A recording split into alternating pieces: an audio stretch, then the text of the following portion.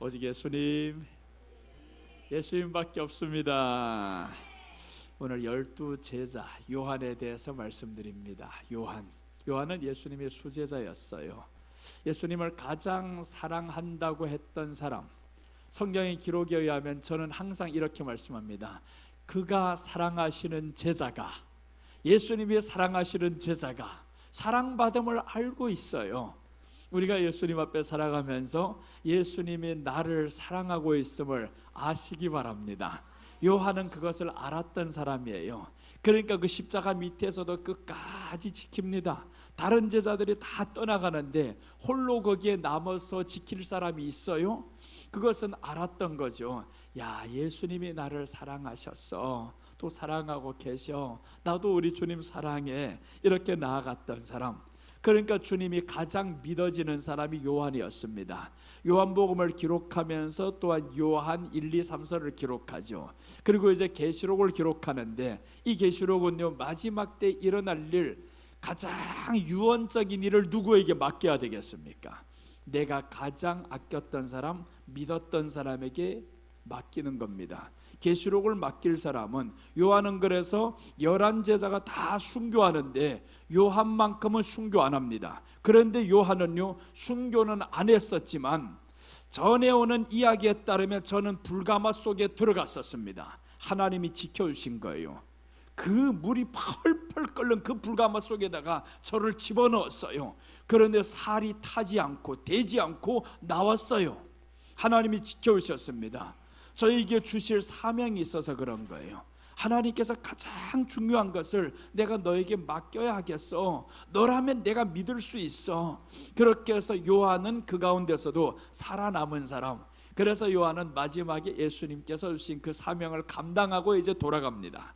그래서 오늘 요한을 보면요, 첫째, 이 요한에 대해서 이렇게 말씀합니다. 계시록 1장 9절에 보시면 예수님의 환난에 동참했다라고 나와요. 우리 다 같이 읽겠습니다. 나 요한은 너희 형제요, 예수의 환난과 나라와 참음에 동참하는 자라. 예수님의 말씀과 예수를 증언함으로 말미암아 밤모라 하는 섬에 있었더니, 오늘 요한에 대해서 말씀하죠. 예수님의 환난, 나라, 참음에 동참했다라는 거예요. 저기 이제 환난에 동참했다라는 거죠. 환난이 왔을 때 다 떠나간 것이 아니고 환난에 동참했다라는 겁니다. 이것은 예수님의 고난에 동참하는 신앙을 의미합니다. 고난이 왔을 때 떠나가는 신앙이 아닙니다. 내게 불의한 일이 생겼을 때 떠나가는 신앙이 아니었어요. 불의한 일이 있어도, 고난이 와도 나 예수님 그 환난에 동참하겠습니다. 예수님께서 마태복음 5장에 보면 팔복이 나옵니다. 예수님이 말씀해요. 나로 인하여서 너희를 욕하고 너희를 박해할 때는 너희에게는 복이 있느니라 라고 했어요. 너희는 기뻐하라 라고 말씀합니다. 그러니까 이 사람은 마지막 때 주님의 환난에 동참하는 것을 기뻐했던 사람입니다. 여러분, 우리 마지막 때는요, 다 환난으로 사람은 이렇게 맞이할 수밖에 없습니다. 그 환난을 맞이 안 하는 사람은 개인적인 환난이 또 와요. 개인적으로 사람은 요즘엔 다 늙어 죽는 게 아니라 병들어 죽습니다. 그럼 개인적인 환난도 올 뿐만 아니라 마지막 때는 엄청난 이 지구적인 환난이 올 거란 말이에요. 예전에 코로나 때처럼 이런 지구적인 환난이 다시 우리에게 온다고 하면, 주여 내가 예수님의 환난에 동참하는 자가 되어야 되겠습니다. 예전에 코로나 때는 우리가 주님 앞에 잘 모이지 못했었다면 마지막 그 대환난 때는 우리가 주님을 더 의지하며 나아가야 되겠습니다. 한 번의 넘어짐이 우리에게는 결단이 돼야 되는 겁니다. 교훈이 돼야 되는 거예요. 예전에 코로나 때 사람들 넘어져서 얼마나 가슴 아프게 뼈치면서 내가 다시 한번 이런 일이 오면 믿음을 지키리라 하는 사람들이 많이 일어났습니다. 예전에 신사참배 때 이런 사람들이 있었어요. 너 성경 밟고 지나가, 예수님 저주해. 그렇게 해서 저주해서 살았던 사람이 있단 말이에요. 그 사람들 훗날에 와가지고 얼마나 뼈치면서 완전히 마음을 치며 회개하잖아요. 다시 내게 그 기회가 주어진다면 예수님 부인하지 않을 겁니다. 끝까지 붙잡을 겁니다. 죽으면 죽으리라 하고 내가 갈 겁니다. 이렇게 갔었는데 이제 우리에겐 두 번째 기회가 다시 옵니다. 코로나 때 우리가 많이 연약해 있었어요. 두려웠었습니다. 그런데 이제 다시 한번 하나님, 그 기회가 온다면 내가 환난에 동참하겠습니다. 환난이 와도 하나님 그 길을 가겠습니다. 이렇게 결단하시기 바랍니다. 환난이 와도 가야 되는 겁니다. 그래서 하나님이 욥의 환난을 보여주시는 거예요. 이 욥의 환난을 통해서 보면 욥이 하루아침에 다 잃어가죠. 재산 다 잃어가고 자식 다 죽어가고, 그러면서 욥이 이제 나오면서 3장에 와서 자기 생일을 저주하는 겁니다. 생일을 저주하다 보니까 아니 이쪽 친구들이 들어보니까 너무해, 이거 하나님이 주신 이 생일을 네가 왜 저주해? 그러면서 욥을 공격한단 말이에요. 그런데 하나님이 마지막에 38장 이후에 하나님이 직접 말씀하는 거예요. 이렇게 말씀합니다. 네가 의로운들, 네가 거룩한들 내게 유익하겠느냐? 사람이 거룩하거나 사람이 의롭게 살거나 하나님께 영광 돌리는 건 아니라는 거예요. 그럼 왜 거룩하게 살아야 되냐 이거죠. 왜 우리가 선행을 행하면서 살아야 되냐? 우리가 선을 행하면서 살아야 될 이유는요, 이웃을 위해서입니다. 여러분도 우리가 거룩하게 살면 누가 좋아하겠어요? 가정이 좋잖아요. 화목하잖아요. 내가 하나님 앞에 믿음으로 살아가면 이웃이 좋아집니다. 내가 믿음으로 교회 안에서 살아가면 교회가 유익해지고 성도들이 유익해지는 거예요. 반대로 내 안에 죄가 가득해가지고 혈기로 하늘을 찌르는 이런 마음 가지고 살아가 봐봐요. 가정이 평안이 있어요? 깨지잖아요. 얼핏 하면 이 사람은 성내는 사람, 집어 엎어버리는 사람, 이런 사람이면 가정이 깨집니다. 사회가 깨져요. 그래서 하나님은 우리로 하여금 네가 선을 행하는 것이 나를 위한 게 아니다, 너희들을 위하는 것이라 라고 말씀을 해요. 그래서 너희 착한 행실을 사람들에게 보여서 하나님께 영광 돌리게 하라는 겁니다. 사람들에게 서로가 착한 행실을 하다 보면 그 사람이 이제 우리 착함을 보고 우리 선행을 보고 하나님께 영광 돌린다라는 거죠. 그러니까 서로 도움받으며 사랑하면서 살아야 되는 게 하나님이 우리에게 주신 율법이었어요. 그러기 위해서는 우리가 예수님이 향한 이 사랑으로 주여 내가 고난에 동참하겠습니다. 욥이 그 고난 가운데 끝까지 살아남는 거예요. 뭐 입에는 어떤 말을 담아내든 간에 내 친구들하고 어떻게 변론하든 간에 하나님을 떠나지 않는 믿음에서 살아갑니다. 아픈 사람에게 가서 어떤 말도 하지 마세요. 아파서 고통하는 사람에게 가서 괜히 위로한다 치고 자꾸 말하다 보면 아무 유익이 안 됩니다. 그 고통 가운데 있는 사람에게. 그래서 욥기를 읽으면서 참 은혜 받았던 대목이 2장 마지막과 3장입니다. 2장에서 이 사람들 욥을 보면서 일주일 동안 울고만 있어요. 욥이 당한 이 환난을 보면서 야, 자식이 다 죽었어, 재산 다 잃었어, 할 말이 없어요. 와서 울고만 있어요. 그때 욥은 위로받습니다. 친구들이 찾아왔을 때 아무 말도 안 해요. 할 말이 뭐가 있겠어요? 자식 죽은 거 살려낸다고 하겠습니까? 그걸 할 말이 없는 거예요. 그러니까 말도 하지 않고 계속 울기만 하니까 서로가 울다가 그렇게 지나갔어요. 그러다가 욥은 이제 너무 힘드니까 하나님을 향해서 내 생일을 저주한 겁니다. 그게 살아있어서 그런 거예요. 생일을 저주할 만큼 너 아직 살아있다, 힘이 있다 이거예요. 그래서 보면요, 성경에서 욥이 이 친구들하고 계속 변론을 하죠. 아파 죽을 사람이 왜 변론을 합니까? 네가 자존심 살아있을 만큼 아직도 아프지 않은가 보다. 그렇잖아요. 아직도 살아있으니까 자꾸 이게 하고 싶은 거예요. 그래서 신약에서는 말씀하는데 나는 날마다 죽노라 라고 합니다. 사도 바울은 나는 날마다 죽노라, 죽어야 되는 겁니다. 그리고 이제 마지막 하나님을 이 욥이 만나더니 그때부터 욥의 마음이 바뀌었어요. 이제는 할 말이 없습니다. 욥기 32장 이후로부터 욥이 딱 한 번 말하는 거예요. 하나님께 야, 내가 말이 많았네요, 내가 죄인이었네요. 한마디하고는 하지 않습니다. 어떤 말도 안 해요. 하나님을 만나고 나서 우리가 해야 될 말이 있어요. 나는 죄인입니다. 죄인이 당하는 모든 일은 당연합니다. 당연한 거예요. 헐 잘 되면 어떻고. 그럼 우리가 그것 때문에 원망하고 불평하면 마귀 했던 말이 맞는 거예요. 마귀가 하나님 앞에 그래서 하나님, 욥이 저렇게 하나님 잘 믿는 것은 하나님이 많이 줬기 때문에 그렇잖아요. 그러니까 마귀 했던 말이 맞아. 그러면 우리는 마귀 했던 말이 진리가 되게 하면 안 됩니다. 근데 요즘에 사람들이 그 말을 진리되게 만들어요. 살다 보니까 내 자식이 문제가 생기고 자식이 죽고 이런 문제가 있단 말이에요. 그럼 여러분 만약에 이런 일이 내게 닥쳐왔다 생각해 봐요. 내가 하나님 이렇게 잘 믿었는데 왜 내 자식이 죽었어요? 이렇게 원망 불평하면서 갈 수 있다고 욕과 같이 똑같잖아요. 근데 욥은 뭐라고 하냐면 내가 알몸으로 왔다가 알몸으로 가는 것이 당연합니다.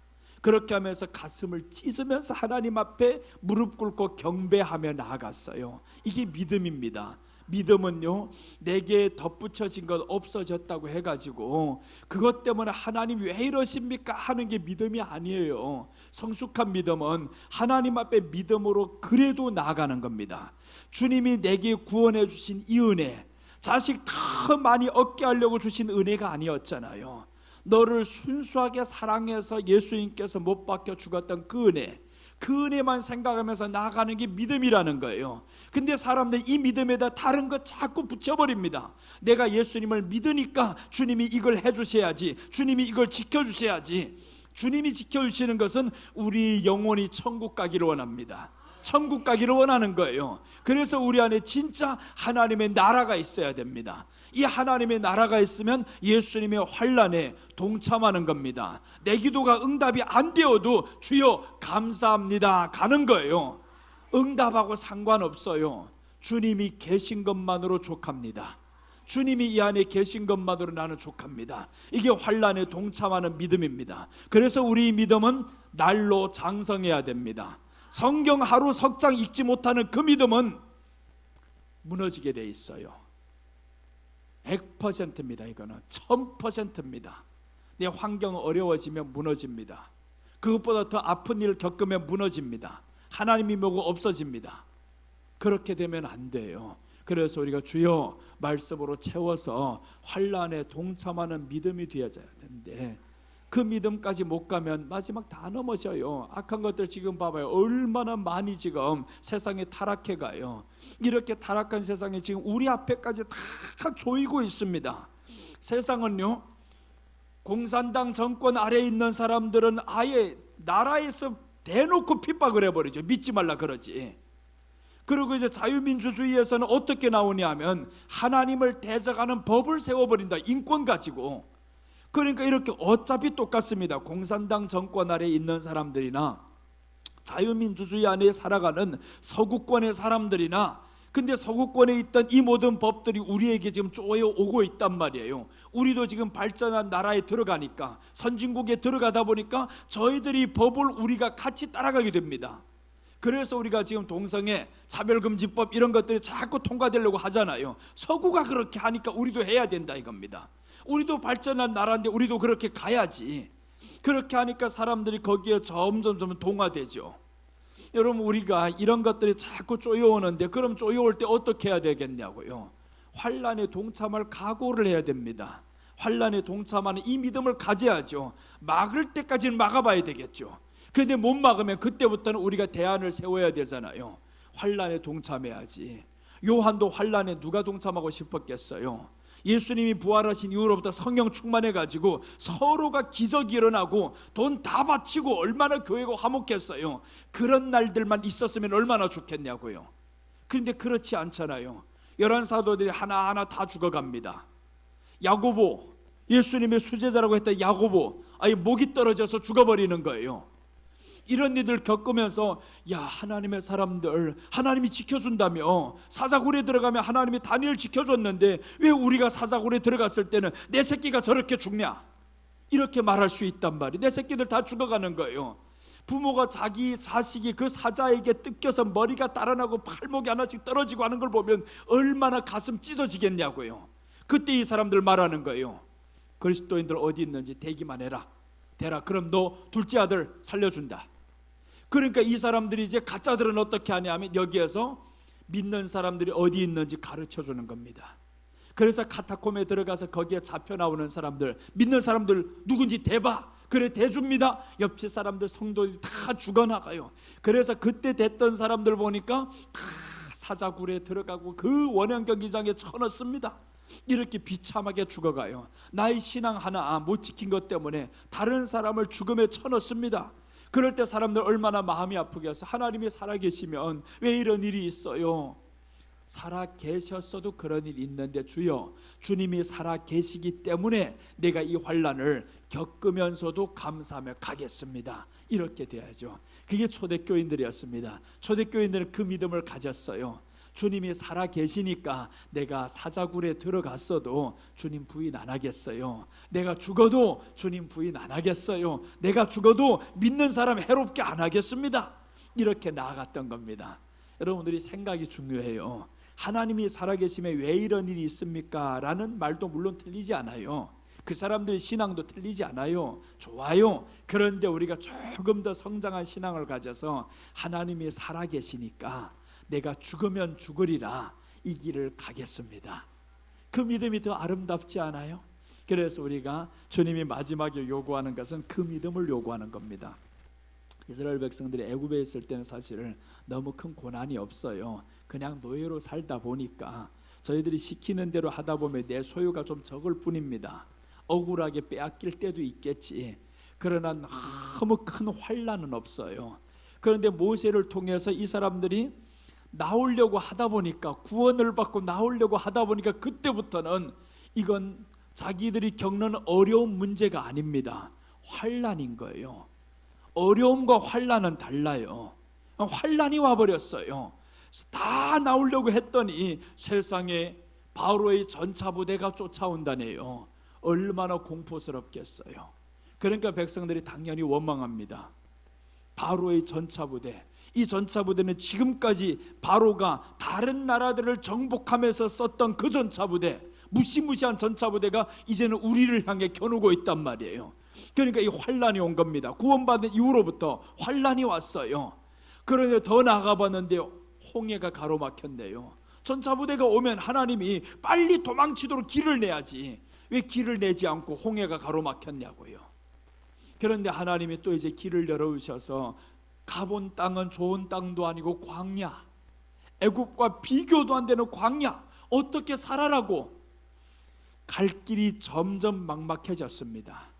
그 가운데서 사람들이 원망과 불평하면서 다 죽었어요.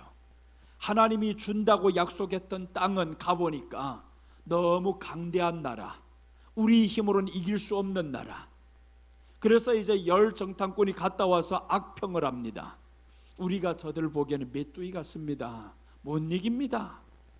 그 악평을 통해서 하나님이 화가 나서 그때부터 결정을 내렸어요. 너희들이 그 악평이, 너희가 갔던 그 40일이 하루가 1년이 되게 하리라.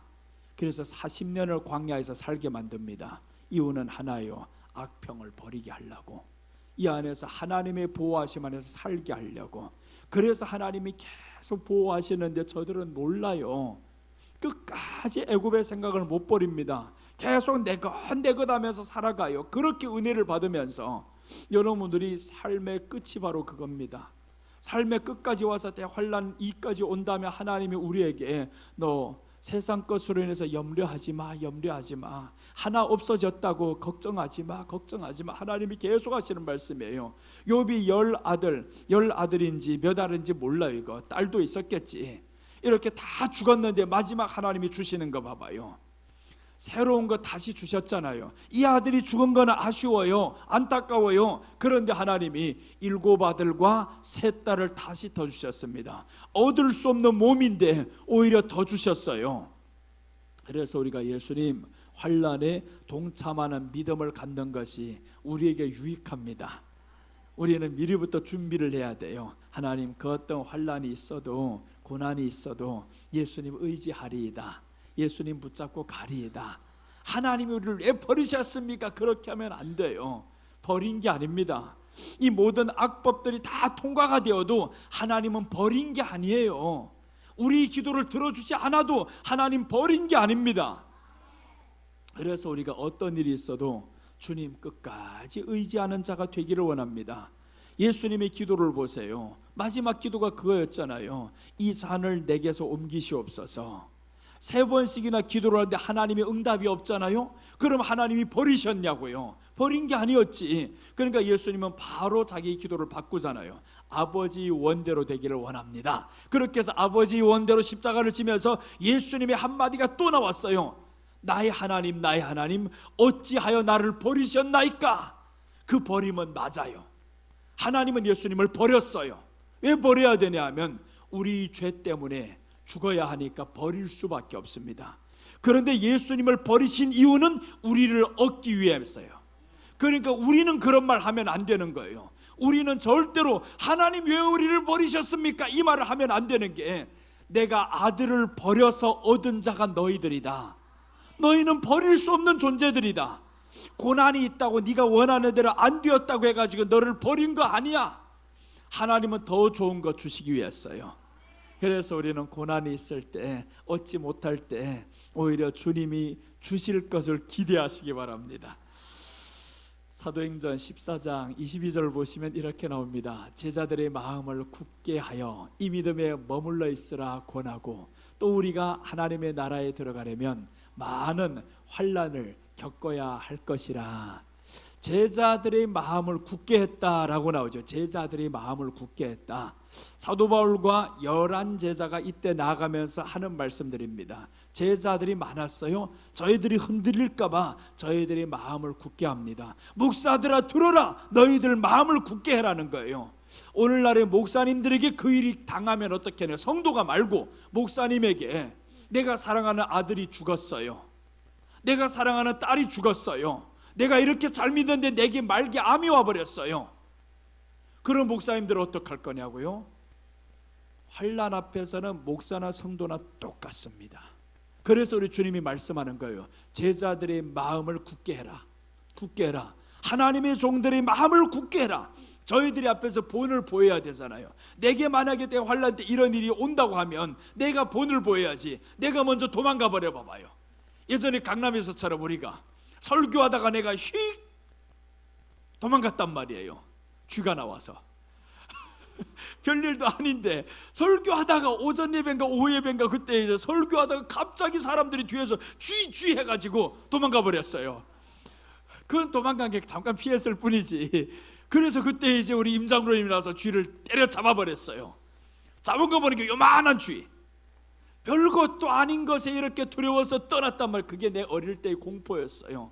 어릴 때 그 트라우마가 너무 이 마음에 있어서, 시골에 살다 보니까 어려운 환경 가운데 살다 보니까 초가집에 살았어요. 초가집에 살면 이 두 가지가 높아집니다. 위에는 볏집으로 해가지고 계속 높아지는 거예요. 집안은요 어떻게 되냐 하면 자꾸 저 신문지로 바르는 거예요. 안에 또 바르고 또 바르다 보니 이게 점점 두꺼워지는데, 쥐가 이제는 오래다 보니까 쥐가 커요. 쥐가 그 위에서 한번 운동하기 시작하면 여기부터 저기까지 간단 말이에요. 작은 쥐들은 드르르 하고 지나가는데 큰 쥐들은 그렇지 않습니다. 한 걸음 한 걸음 지나가는데 들르둥 들르둥 하는데, 이게 위에 천장이 막 흔들흔들 거려요. 소리가 나고. 근데 그 쥐가 어떻게 되는지 내 배 위에 올라왔어요. 이거 그 어린 나이에. 이야, 세상에 그 큰 쥐가 내 배 위에 올라오는데 왜 깨났냐? 숨쉬기 어려워가지고 자꾸 누워 자는데 뭔가 이게 있는 것 같아요. 숨쉬기가 좀 그래요. 옆으로 누웠는데 들두둥 하고 이게 떨어지는 겁니다. 근데 우리 집에 그때 고양이가 있었어요. 고양이가 작은 쥐는 잘 잡아먹는데 그 큰 쥐를 보면서 고양이가 눈만 뜨고 있더라고요. 보고 있어 이거. 그 고양이도 못 잡고, 그러니까 나도 잡지 못하고, 이 쥐가 너무 당당하게 가는 거예요. 내 앞에서. 그 공포스러움이 커서 계속 있습니다.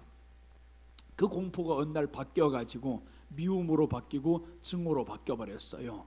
쥐만 만나면 손으로 다 때려잡아 버렸어요. 손으로 내가 죽여버려야 된다. 그래서 이제 한 몇십 년이 지나갔단 말이에요. 다시금 쥐가 우리 교회 안에 들어왔다는 소리에, 그래서 내가 지하를 싫어해요. 지하 또 쥐가 나올까봐. 그 쥐가 뒤에 들어오는데 얼마나 무섭고들 순간적으로 도망쳐버렸단 말이에요. 그 후로부터 주여, 내가 쥐 한 마리도 이렇게 무서워하는데 마지막에 환난이 온다고 하면 나부터 도망가면 어떡할래요? 그래서 도망가지 않는 자가 되기를 원합니다. 만약에 환란이 왔을 때 내가 먼저 도망가면 여러분들의 믿음이 어떻겠어요? 더 흔들리죠. 그러니까 목사님은 앞에서 죽으면 죽으리라 하고 가야 성도들이 한두 사람이라도 남아서 끝까지 그 믿음을 가지고 가는 겁니다. 예수님이 그 가다가 잡혔는데 이제 마지막에 다 죽어갈 때 내려와 가지고 도망가 버렸어요. 그럼 아래에 있던 요한이 어떡하겠어요? 요한도 돌아가지, 도망가 버리죠. 아유, 다 헛수고인가 보다, 헛방인가 보다, 예수님이 거짓말인가 보다, 거짓말로 다 느껴지잖아요. 내 하나의 행동이 사람들에게 그런 인식을 주게 만든다라는 거예요. 내게 임한 그 환난 하나 때문에, 질병 하나 때문에 사람에게 그런 인식을 주면 되겠냐고요. 내가 그렇게 하나님 앞에서 이겨야 된다 해놓고 내게 암이 와버렸어요. 내가 벌벌벌 떨고 있습니다. 그럼 그 사람이 하는 설교를 성도들이 들으면서 믿어지겠어요? 그러니까 우리가 마지막에 앞에 선 사람들은요, 더 믿음에 서 있어야 됩니다. 우리가 정말 성도들을 구원한다고, 가족을 구원한다고 하는데 문제 생겼을 때 나부터 떨어버립니다. 그럼 더 믿음이 연약한 자들 보면서 어떻게 하겠어요? 안 믿는 사람들 보면 속으로 딱 그러지. 에이, 우리 엄마, 우리 아빠, 우리 할머니, 우리 할아버지 믿는 믿음이 하나님이 없어. 바로 이렇게 나오는 겁니다. 그래서 하나님은 저희들을 위해서 우리 보고 믿음에 서 있으라는 거예요. 믿음에 서 있어야만이 저희들이 그 믿음을 보면서 야, 믿는 믿음이 진짜였어. 우리가 진짜가 아니라 하나님을 진짜 되게 만드는 거예요. 그래서 우리 믿음이 중요합니다. 환난에 동참하는 믿음이 그래서 중요한 거예요. 환난에 동참할 때 주여, 그 환난에 동참하는 요한을 보면서 이 모든 사람들이 어떻게 바라봤겠어요? 야, 요한 그 가운데서 환난에 동참하면서 마지막에 이 계시록을 우리에게 들고 왔어. 그럼 이제 성도들이 그 말에 위로를 받죠. 그래서 이제 요한이 내려와서 이 받아가지고 와서 사람들을 위로하는 겁니다.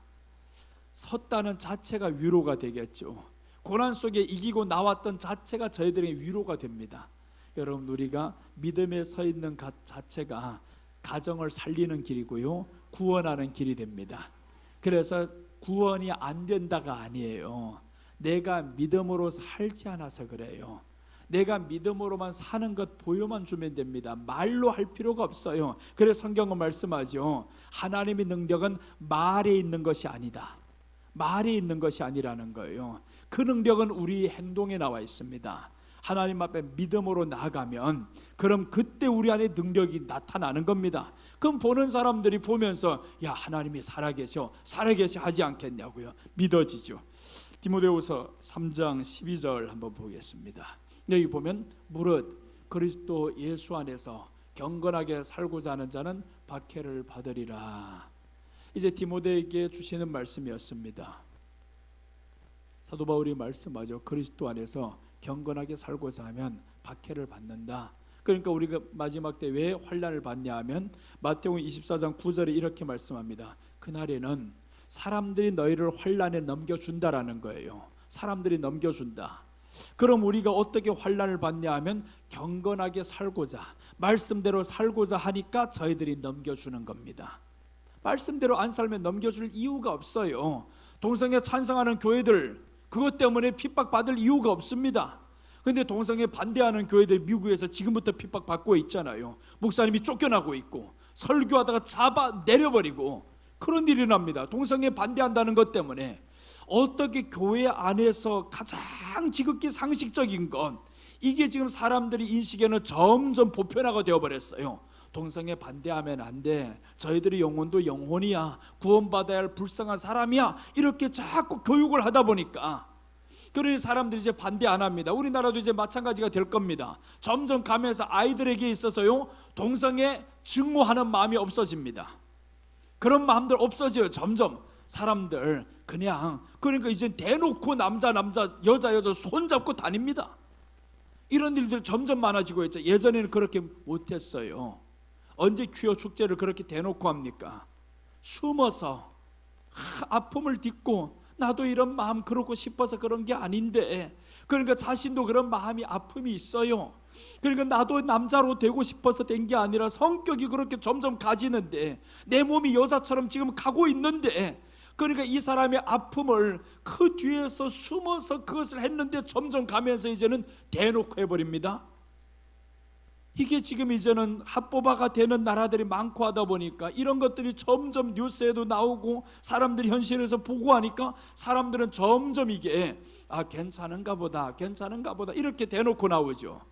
그러니까 우리가 이제는 이런 법에 대해서 말하다가 교회 안에 이런 사람이 왔을 때 우리는 회개하라고 할 것이란 말이에요. 회개하라고 하면 그럼 그 사람은 고소 들어갈 수 있단 말이에요. 그럼 그것 때문에 우리가 박해를 받아야 됩니다.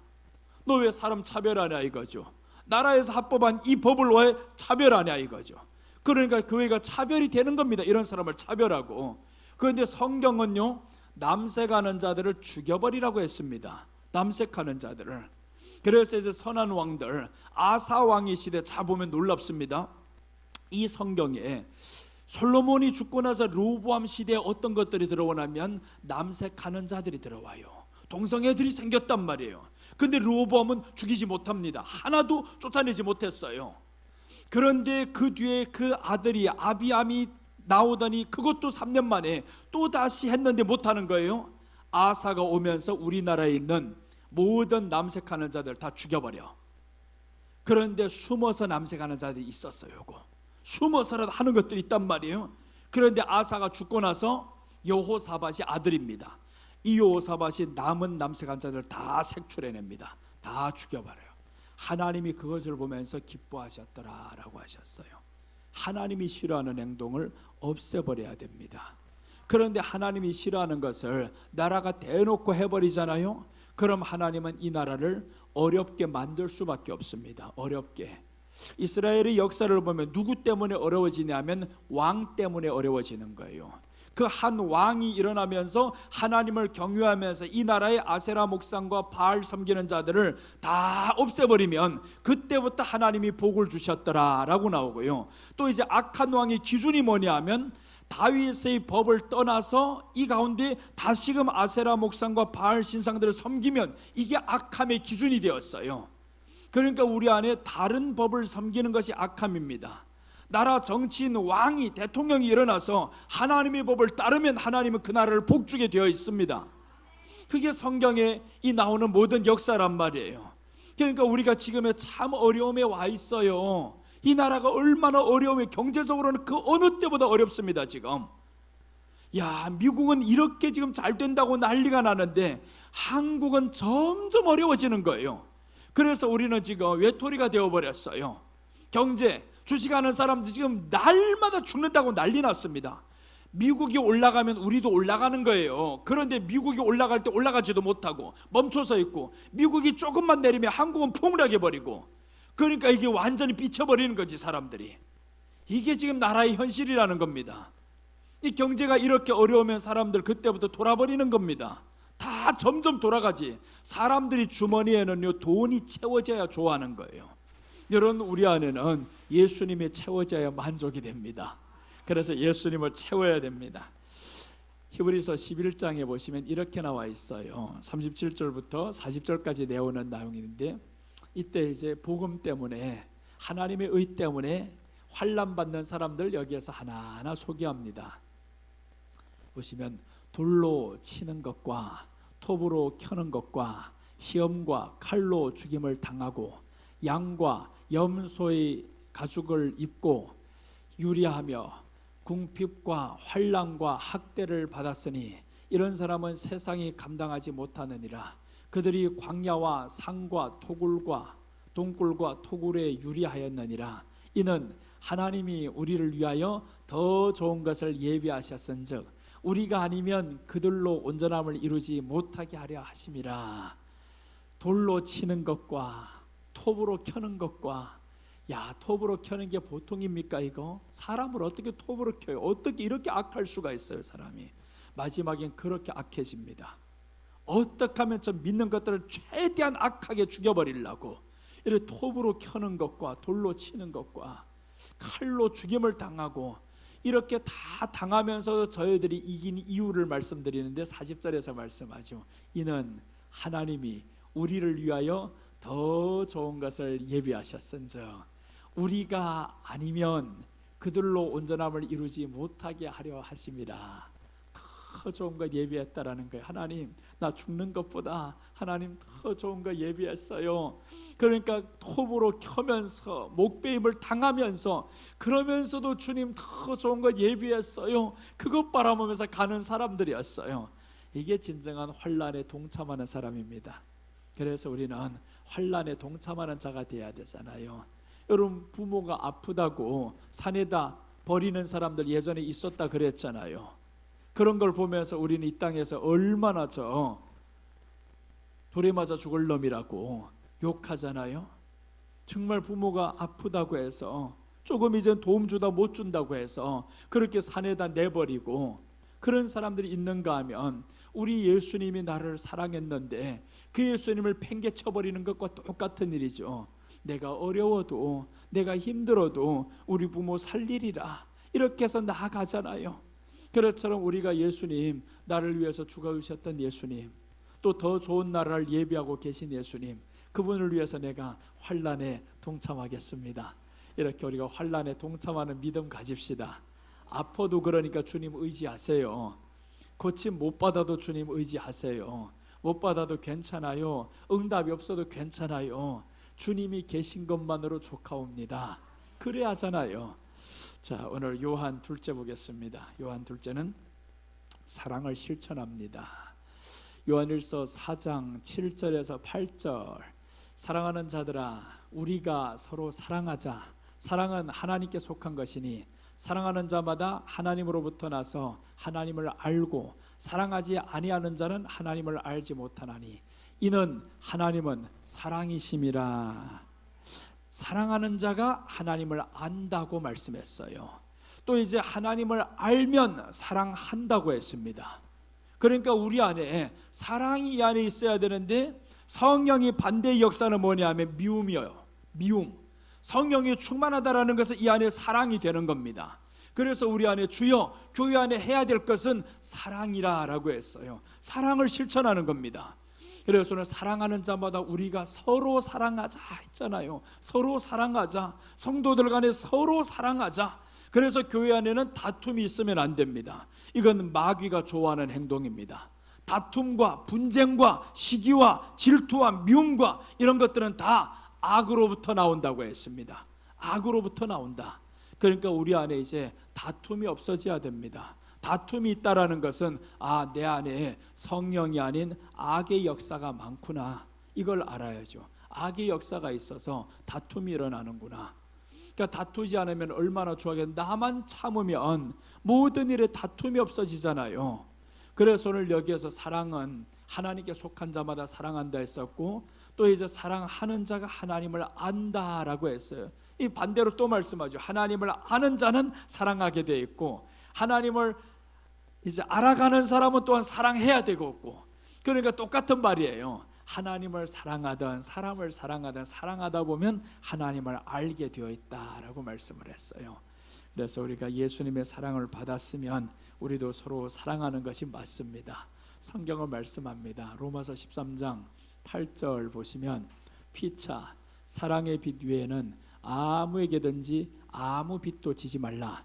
남을 사랑하는 자는 율법을 다 이루었느니라. 간음하지 말라, 살인하지 말라, 도둑질하지 말라, 탐내지 말라 한 것과 그 외에 다른 계명이 있을지라도 내 이웃을 내 자신과 같이 사랑하라 하신 그 말씀 가운데 다 들었느니라. 사랑은 이웃에게 악을 행하지 아니하나니 그러므로 사랑은 율법의 완성이니라. 율법 지키는 사람들 사랑만 하면 된다는 거예요. 그러니까 율법 지키는 사람들 한번 봐보세요. 이 뒤에 사랑이 있으면 남의 물건 도둑질 하겠어요? 사랑이 있으면 살인을 하겠어요? 그러니까 사랑이 율법의 완성이라는 거예요. 우리 안에 사랑하면 도둑질 안 해요. 내가 남의 물건 사랑하는데 어떻게 도둑질합니까? 저를 사랑하는데 어떻게 도둑질하냐고요. 그런데 성경에 보면 이런 놈이 나와요. 자기 부모의 물건, 엄마의 물건을 도둑질한 놈이 나왔어요. 그런데 이 엄마가 하루 종일 찾다가 못 찾았어요. 그런데 아들이 그 도둑질한 물건에 있어서 가책을 받았어요. 엄마, 내가 엄마 물건 훔쳤어. 가져왔단 말이에요. 그런데 이 엄마가 그 자식을 칭찬하는 거예요. 그게 성경에 나와 있습니다. 그 자식을 칭찬해요. 우리 아들이 내게 도둑질했던 물건 가져왔다고. 그게 칭찬할 문제냐 이게. 가져온 거 물론 좋지만 그러나 칭찬할 문제까지는 아니잖아요. 근데 칭찬했던 거예요. 성경에 보니까 얼마나 도덕적으로 묻어졌습니까? 우리 안에 그렇게 하나님을 향한 사랑이 그토록 무너지면 안 됩니다. 도덕의 기준이 그토록 무너지면 안 되는 거예요. 그래서 오늘 피차 사랑의 비두에는 아무에게도 아무 빚도 지지 말라는 거예요. 우리가 사랑의 비두에 지지 말아야 됩니다. 요즘에 내 돈 100만 원 빌려가고 안 갚는 놈이 하나 있어요. 분명히 빌려갈 때는 내가 이제 언제 중국 가니까 그 전까지 줘야 돼. 걱정하지. 3일 만에 준대. 3일 만에.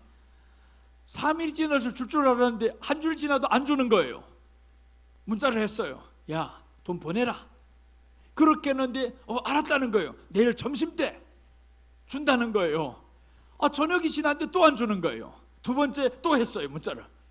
약속을 지켜라. 그랬는데 그 다음에 알았다는 거예요. 지키긴 뭐는 그래 알았다고는 하는데 자꾸 응답이 없어요. 근데 왜 빌려줬냐 하면 그 친구가 교회 온다고 했어요. 그래서 이제 한 사람을 얻으려고 지금 100만 원 죽으라서도 내가 이놈을 한번 전도해야 되겠다, 얻어야 되겠다. 그래서 이제 전도하려고 하다가 성나는 거 성내지 않았어요. 이거 전화를 몇 번 했는데 안 받아. 이거 뭐 열이 나더래. 받기만 했으면 큰일 났어. 이거 안 받기 다행이지. 안 받기 정말 다행이지. 그 다음에 생각해 보니까 이제 어느 날 전화를 했는데 전화가 왔어요. 왔는데 갑자기 어려운 사정이 생겼다, 이런 이야기들 하더라고요. 그래서 알았다. 급하니까 그랬겠지. 있을 때 주라. 그렇게 해서 넘어갔어요. 그럼 이 사람이, 돈을 빌렸던 이 사람이 내게 무슨 빚을 졌냐면 사랑의 빚을 졌고, 나도 우리 주님 앞에 1만 달란트 빚진 거, 그 빚진 거 하나 지금 탕감받았어요. 그 탕감받은 거 이제 하나를 한번 실천했을 뿐입니다. 100만 원 없어서 죽을 일이 없잖아요. 받을 생각을 안 해요. 네가 주면 좋고 안 주면 말아라. 대신 안 주면 교회 3번만 나와라, 이렇게 하려고. 3번 안 나오면 너무 200만 원 갚아라 이럴라 그래 지금. 3번 나와라 그래. 그래서 한 사람 전도하려고 지금 그 하나를 우리가 사랑의 빚 우리 주님 앞에 졌으니까, 그래 사랑의 빚 위에는 주님이 지지 말라고 했어요. 사랑의 빚 위에 우리가 지지 맙시다. 남들에게 돈꾸 갚지 말거나 그러지는 말아요. 여러분 다 갚으셔요. 여러분들 돈꾼 일 있으면 빨리 갚아. 약속을 반드시 지키세요. 내일 준다고 했으면 내일 되기 전에 오늘 밤이라도 줘요. 그게 얼마나 좋아요. 근데 사람들 약속도 안 지키고 3일 후에 준다던 사람이 일주일 지나도 안 주고 2주일 지나도, 그런 믿는 사람이 본이 되겠어요? 안 되지. 그럴 것 같으면 아예 처음부터 빌릴 때 내가 몇 달 후에 갚을 수 있을 테니까 그때를 약속하세요. 약속은 했으면 반드시 지키세요. 믿는 사람들 이게 기본입니다. 기본 깨지면 안 되는 거예요. 그러면 신뢰를 잃어요. 우리는 빌릴 일도 없겠지만, 그래서 하나님이 빌리지는 말아야 됩니다. 가령 이제 빌리는 일이 있으면 꼭 그렇게 하시기 바랍니다. 이자 받을 생각은 하지 말고, 그렇게 해서 또 이제 이자 안 줄 생각하지 말고, 빌린 사람은 이자 주려고 하고 빌려준 사람은 이자 받을 생각하지 말고, 그렇게 해서 한번 실천해 보셔요. 그럼 얼마나 좋겠어요. 그렇게 빌렸는데 10% 더해가지고 주면 아니요 안 받을래요, 이런 일을 우리 한번 성경을 실천해 보자고요. 그렇게 실천한 일이 있으면 서로 빌려주기 좋잖아요. 와, 빌려주면서 또 이제 갚으면서 더 주려고 하고 안 받으려고 하고 서로 이렇게 하다가 이게 교회 안에서 퍼지면 얼마나 사랑이 넘쳐요. 그 한 사건 때문에 교회가 그 사랑으로 해서 화기애애하고 그렇게 지나지 않겠어요? 그렇게 우리가 사랑을 실천합시다. 율법을 다 이루는 것이라고 했으며, 그래서 우리 주님이 율법을 완성하러 왔다고 했습니다. 나 율법하러 완성하러 왔다. 그래서 율법의 완성은 예수님이 이 땅에 오심으로 그 사랑으로 실천한 겁니다. 로마서 5장 6절 보시면, 우리가 아직 연약할 때 기약대로 그리스도께서 경건하지 않은 자를 위하여 죽으셨도다. 의인을 위하여 죽는 자가 쉽지 않고 선인을 위하여 용감히 죽는 자가 혹 있거니와, 우리가 아직 죄인 되었을 때 그리스도께서 우리를 위하여 죽으심으로 하나님께서 우리에 대한 자기의 사랑을 확증하셨느니라. 하나님이 우리를 향한 사랑은 예수님을 죽이면서 확증시켜 주셨어요. 내가 내 아들 죽였어. 너희를 사랑하는 거 이제 알아. 그래서 하나님이 로마서 8장 32절에서 그 아들과 함께 모든 것을 너에게 더하여 주지 아니하시겠느냐라고 하는 겁니다. 하나님이 우리를 향한 사랑을 이미 확정했어요. 더 사랑 확인할 필요가 없습니다. 예수님이 이 땅에 오셔서 죽어주신 그 자체가 우리를 향한 사랑 이미 보여주셨어요. 자꾸 사람들 기도하다 보면 이런 기도해요. 하나님이 나를 사랑하는 증거를 보여주세요. 사랑하면 이것을 응답해 주세요. 야, 수준 낮은 소리 하지 마라. 하나님을 얼마나 속을 찌르는 일이에요. 내가 아들을 죽이면서 너희 사랑을 다 보여줬는데 왜 자꾸 보여달라고 하냐. 그것보다 더 큰 사랑 보여줄 것이 없어서 지금 못할 뿐입니다. 하나님이 나도 못하는 게 있다. 내가 제일 큰 사랑을 줬는데 어찌 그보다 더 큰 사랑을 줄 수 있겠냐. 줄 수 있는 게 없다. 아들과 함께 다 줬는데 너 왜 자꾸 못한 거 자꾸 달라고 하냐. 그러니 하나님이 응답을 안 하시는 것 뿐입니다. 못하는 거예요. 하나님도 못하시는 거였어요. 그렇게 말하 하나님도 전능하신데 왜 못하셔요. 마치 전능하시니까 안 하는 겁니다. 최고의 것을 줬는데 자꾸 낮은 차원의 것을 달라고 하니까. 그러니 하나님의 마음이 속이 터져가는 겁니다. 구약을 읽다 보니까 하나님의 속이 터지는 게 보여요. 얼마나 속이 문드러져 들어갈 게 보입니다. 이 땅에서 자식들이 속썩이는 건 아무것도 아닌 거예요. 하나님이 정말 그 백성들 때문에 속썩어 들어가는 것 보면서 야, 얼마나 아프셨을까. 정말 하나님의 마음을 선지자들이 표현하는데, 그래서 선지자들이 구약에서 톱에 썰어 죽는 겁니다. 하나님이 그 마음을 보여주려고. 그래서 이사야 선지자는 똥을 먹으면서 사는 거예요. 내가 너희들을 사랑하는 이 기분이 지금 똥 먹는 기분이다. 하나님이 원래는 인분을 먹으라 그랬어요. 인분을 먹으라.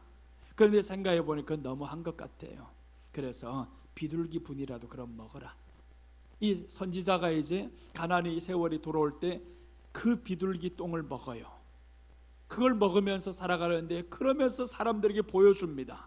이 보여주면서 그게 바로 하나님이 내가 너희를 향해 사랑하는 이 마음이다. 그걸 사람들에게 보여주셨어요. 그럼에도 사람이 돌아오지를 않아요. 그러니 하나님이 더 이상의 희망이 없다. 북이스라엘, 남유다 이제는 버려야 되겠다. 버렸으면 하나님이 놓으시지 거기에서도 또 구원해 보려고. 야, 하나님 내가 그래서 화나더라고요. 하나님 참 자존심도 없어요. 배알도 없어요. 왜 그러셔요? 저것들 살려도 가지고 뭐 하려고 하나님이. 그렇게 버렸으면 놓으실 것이지 왜 또다시 찾아가요? 내가 버렸다 해놓고 또 찾아가는 거예요. 그게 다윗을 통해서도 보여줍니다. 미갈을 다른 남자에게 줬어요. 또 찾아가요. 또 찾아가서 데려오려고 합니다. 우리를 버렸는데 하나님이 또 찾아오는 거예요. 그럼 이렇게 말한단 말이에요. 하나님이 버렸잖아요. 그 찾아오신 하나님을 향해서 그렇게 말하는 게 하나님의 백성들이 됐더라고요. 그게 바로 나 같은 존재들입니다. 그래서 야, 하나님이 우리를 얼마나 사랑하는지 성경을 읽다 보니까 그 하나님의 마음이 조금씩 읽혀져요. 읽혀지니까 하나님에 대해서 너무나 안쓰러워요. 하나님이 얼마나 안쓰러우신 하나님일까. 그래서 그 아들까지 죽여가면서 확정했는데, 근데 사람들은 아들은커녕 다른 것만 자꾸 달려고 하니까 하나님이 줄 수가 없는 거예요. 내가 아들만 안 죽였었더라도 너희들 그거 다 줄 수 있어. 그러니 아들이 이제는 다 죽여서 줬으니 더 이상 줄 게 없다. 모든 거 다 줬다 이제. 그래서 이제 아들과 함께 모든 것을 더하지 아니하시겠느냐 하는 겁니다. 아들과 함께. 그 아픈 마음을 좀 생각하면서 우리가 주님 안에 거해 봅시다. 그렇게 사랑하는단데, 그렇게 사랑하는데 자식도 부모가 사랑하는 거 모르면 속이 터집니다. 그 정말 양심 없게 살아가는 자녀들 그렇게 보면서 부모의 마음 하나도 모르면 얼마나 썩어 들어가겠어요. 야, 얘는 왜 이렇게 모를까 40이 넘어 50이 넘어 왜 그렇게 모를까 계속 모르면 부모들의 마음이 썩어 들어가죠. 그러면서도 놓게 됩니까? 안 놓게 되지. 내가 저걸 나가지고 몇 국 먹었나 그렇게 말은 했어요. 그래 놓고도 또 사랑이 갑니다. 또 돌아오기를 바라고. 그게 부모의 사랑이었다면 하나님의 사랑에 비유할 수가 있겠어요? 못한단 말이에요. 요한일서 3장 18절 보시면, 자녀들아 우리가 말과 혀로만 사랑하지 말고 행함과 진실함으로 사랑하자. 하나님이 요구는 이제 하나밖에 없어요. 내가 너희를 사랑했어. 형제들이 이제 사랑할 때 말과 혀로만 하지 마. 진실함으로 해라. 행함으로 하라. 형제들 이렇게 사랑하라는 거예요. 우리 안에. 그래서 지금 우리도 나도 사랑하려고 이제 다 피하려 그럽니다. 교회 안에 헌금까지 다 피하려 그러잖아요. 어떻게 하면 성도들 더 사랑하고, 어떻게 하면 성도들 이 훗날의 환난을 만났을 때 그 재정을 지키고, 이런 것들 사랑하니까 지금 이 마음을 조금이라도 표현해 보려고. 그래서 하나님의 사랑을 행함과 진실함으로 하자, 이렇게 지금 하나님이 강요를 하는 겁니다. 요한을 통해서. 하나님, 우리 말과 혀로만 이제 사랑하지 말아야 되겠습니다. 행함과 진실함으로 사랑해야 되겠습니다. 그러니까 행함과 진실함이 있으면 그게 바로 우리가 지금까지 했었던 여러분들이 심는 헌금이었어요. 그것은 교회를 사랑하는 마음이 없어지면 못합니다. 그러니까 내 생각만 가지고 내 믿음만 맞다고 했던 사람들은 떠나가 버렸지, 그 교회를 사랑하는 게 아니었단 말이에요. 그런데 교회를 사랑하는 사람들은요, 그렇지 않습니다. 내 생각 여러분 다 맞았겠어요? 여러분들 생각하고 다 맞았겠습니까? 그걸 한다고 해가지고 안 맞는 게 많지. 안 맞아도 예수님 사랑하는 마음으로, 교회 사랑하는 마음으로 한번 해보자, 한번 해보자. 그렇게 해서 계속 왔을 거잖아요. 또 오고 또 오고 하다 보니 믿어지는 거예요. 하다 보니 이해가 되는 것이고. 나도 참 처음에 시행할 때 고민이 많았어요. 그걸 하면 아무 교회도 안 하는데 누가 안 떠날까? 누가 어느 목사든요, 성도 떠날 게 제일 겁납니다. 두려워요. 성도 한 사람 오면 그렇게 좋아요. 그런데 몇 년을 잘 섬겼던 성도가 떠난다는 게, 그게 얼마나 마음이 쓰리고 아픈지 압니까? 정말 아파요. 떠나는 사람들 보면. 하나님, 이걸 왜 해야 됩니까? 왜 해야 됩니까? 하기 싫었어요. 근데 자꾸 하라는 감동이 오는데, 하나를 만들어도 제대로 된 사람 만들어라. 물질 초월할 사람, 자존심 초월할 사람, 교회 사랑할 사람, 이런 사람 만들면, 그러면 마지막에 교회가 사람이 많아서 이기는 게 아니라고 성경이 말씀하잖아요. 전쟁은 사람의 수에 있는 게 아니다. 하나님께 있다. 하나님의 능력이 있느니라. 하나님의 능력을 믿고 가는 사람들이 교회를 지켜나가는 겁니다. 그렇게 해서 지금까지 오니까 이제는 모든 걸 다 끝내버렸잖아요. 끝냈으니까 이제는 다 폐기하잖아요. 이런 헌금 저런 헌금, 건축헌금까지 폐기하는 교회 있으면 나오라 그러세요. 없습니다. 건축헌금 하겠다면 다 가만두시지. 내년부터 다 폐기합니다. 우리 이런 거 남겨두지 않아요. 이제 주님이요, 지금까지 이렇게 주님을 사랑하면서 교회를 지켜왔었고 빚 다 갚았습니다. 이제는 이런 것들, 필요 없는 것들을 폐기합니다. 말씀에 기록된 것만 이제 하렵니다. 그 기록된 것만 하려는 이유도 또 있어요. 이제는 이 교회를 지켜나가면서 성도들을 어떻게 지켜나갈까, 그것 때문에 지금 해나가야 된다는 거죠. 그래서 마지막에는 사람의 수에 관련 없습니다. 한방 쳐봐 다 떠나갑니다. 그러니까 우리는 보세요, 정말 믿음으로 지금까지 지켜오다 보니까 역사가 일어나잖아요. 그래서 우리가 끝까지 한번 이 역사를 만들어 가시기 바랍니다. 야고보서 2장 16절 보시면, 너희 중에 누구든지 그에게 이르되 평안히 가라, 덥게 하라, 배부르게 하라 하며 그 몸에 쓸 것을 주지 아니하면 무슨 유익이 있으리요? 교회 한 사람이 가난한 사람 왔는데 덥게 하라, 평안하게 하라, 쓸 것을 주라. 아니, 아무것도 안 주면서 덥게 하라는 건 누가 하지 못하겠어요? 그래서 내 입던 그 동복을 다 준 거예요. 빨간 동복, 그 얼마나 좋은 건데. 빨간 거는 아니지. 그거 주고 났더니 제일 싫어하는 빨간 게 생겨버렸어요. 이거 빨간색 내가 정말 제일 싫어하는데, 그거 내가 좋아하던 거, 그거 이제 한 사람이, 가난한 사람 와서 줬단 말이에요. 내 입을 거 없는데 더 작은 게 생겨가지고 입지는 못하겠지. 그런데 빨간 동복이 하나 생겨버렸어요. 입어보니까 또 괜찮아요. 이거 어차피 사람들이 나를 나이 너무 있다고 봐요. 어제도 지금 56살짜리 사람이 나보고 형이랄 뻔했어요.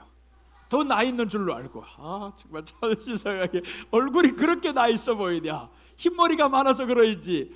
그래서 후에 알고 보니까 내가 목사인 줄 알고, 목사님의 목소리 때문에, 그 목소리와 내용 때문에 자기보다 나이 있는 줄 알았대요. 나보다 사실 보니까 9살이 많은 사람이요. 그런데 내가 나이 더 있는 사람인 줄로 알고 그렇게 늙어 보이든 어떻든 간에 우리 안에 주님이시여, 내가 우리 주님을 향한 그 사랑을 실천해 보겠습니다. 그래서 우리가 누구 오면 이런 것들 자꾸 사랑을 실천하다 보면 내가 기뻐지고 그 사람도 기뻐져요. 다 기뻐지고, 때로는 속이는 사람이 와요. 그래도 불구하고 이런 사람들 10,000원 줘서 보내잖아. 예배날에 왔는데, 주일날에 왔는데 속이는 줄 알면서도 보내고 줘서 보내고, 그게 소문이 나고 저 교회 가면 돈 준대, 이게 소문 내버려서 큰 문제지. 돈도 없는 데 와가지고 자꾸 이렇게 돈 달라고 하니까. 그래서 우리는 정말 그 몸에 쓸 것을 주지 아니하면 무엇이. 그런데 보세요, 여기서 누구라고 하냐면 너희 중에입니다. 너희 중에 누구든지 그에게 이르되, 그러니까 우리 중에 이런 사람이 있어요. 옷이 없는 사람, 가난한 사람, 이런 사람이 있으면 그냥 더웁게 하라, 사 먹어라, 이렇게 하지 말고 몸과 행동과 진실함으로 하자라고 했잖아요. 행함과 진실함으로 하자. 그렇게 하면 하나님이 영광 받으십니다. 자, 오늘 셋째 보겠습니다. 요한, 첫째는 예수님의 환난에 동참했습니다. 예수님의 고난에 동참한 신앙이었습니다. 요한, 둘째는 사랑을 실천했습니다. 예수님의 사랑을 실천한 사람이었어요. 요한, 셋째입니다. 계시록을 기록했습니다. 1절, 2절 보겠습니다.